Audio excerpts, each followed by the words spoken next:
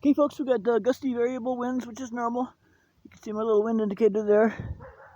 So that just makes for the practice session I'm doing now to be all the more effective.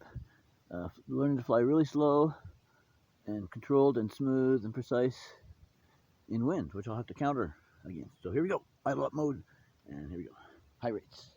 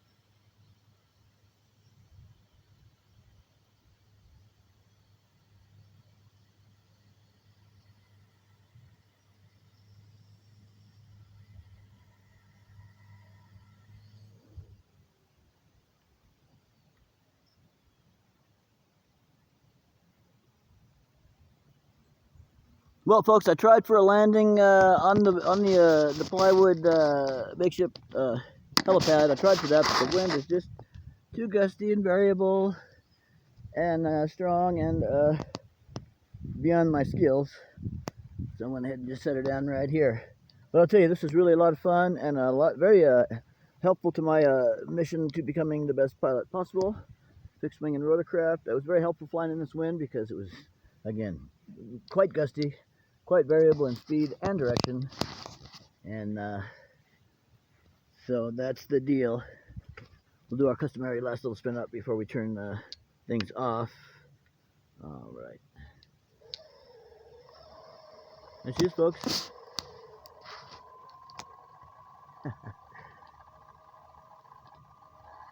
The one good thing to know, folks, is the rotor, tail rotor motor will not spin unless there's input on the sticks. Right? Not unless there's input on the sticks. See it? Actually, excuse me, that's wrong. It doesn't spin until you get up to a certain amount of throttle. So watch. Oh, it's spinning now. See? Well, no, it does spin.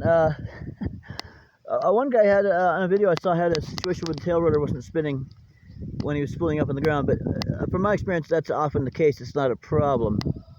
In this case, it is because I've already spooled it up. But when you first set it down, usually it doesn't do it. So okay, fine. Anyway, I'm trying to do the closing shot here. So there's our tail rotor, main rotor.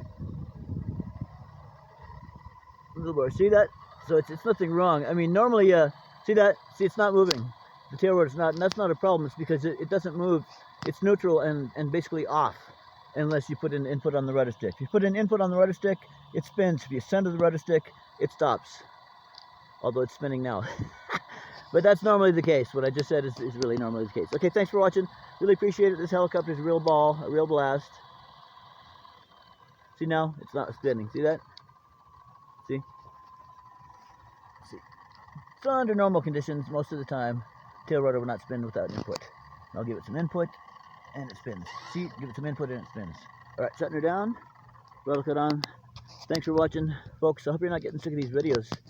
But if you're considering this helicopter, I would watch them all, because if that's what it takes for you to get one, because this is a really fantastic model, folks. Really fantastic model. I even crashed it yesterday. You can watch that video. Crashed it pretty hard. Bent the main rotor shaft here, but I was able to straighten it perfectly with one tap, just strategically placed. I checked it by rolling the shaft on the concrete floor of the garage, and it was perfect. And of course, when I spooled it up the first time, perfectly straight, that was a miracle. And then I had a bad servo, which I was able to repair. It just basically the gears inside the servo had basically popped off. They weren't in sync anymore, but they popped back together, and you know, they're sort of knocked out of place a bit momentarily. But then on the test flight after the repair, boom, they popped right back into place, and she's been fantastic ever since. So there you go, folks, practicing some flying and quite a bit of wind. And again, the direction keeps changing. Of course, I was trying to land at first, you know, the way I've got it pointed, because when I took off, the wind was coming from here, so I took off in this direction. Well, then I was trying to land there, but then I looked at my wind indicator and saw the wind was now coming this direction, so it's wanting to blow me, you know, this way. So I'm learning a very great deal, flying in the wind, having a great time. And folks, you got to get this helicopter. If you're into helicopters, you got to get it. You just really gotta. It's really fantastic, really capable. $159. Now I previously posted $190 because I paid extra for 3-day shipping. 3-day shipping, baby. But you can get it for $159 on Amazon. RTF, just like you see it here. This helicopter, this radio, you can see, you can have all this fun that you're seeing on my videos. You too can have that fun. All right, this is Mark signing off. Special thanks to Ian at Ian's RC Exploits, and I want a special mention because he's Mr. Ian. He's a very capable and accomplished fixed-wing pilot, and he's also a very capable and accomplished rotorcraft pilot, helicopter. So if you are interested in helicopters, I highly recommend you go check out Ian's RC Exploits. If you're not already a viewer and a subscriber, I highly suggest that you do both, because he flies a lot of very interesting models. He's a very good pilot, helicopter pilot, and airplane pilot. So check it out. All right, thanks for watching. Signing off in 10, 9, 8, 7, 6, 5, 4, 3, 2, 1.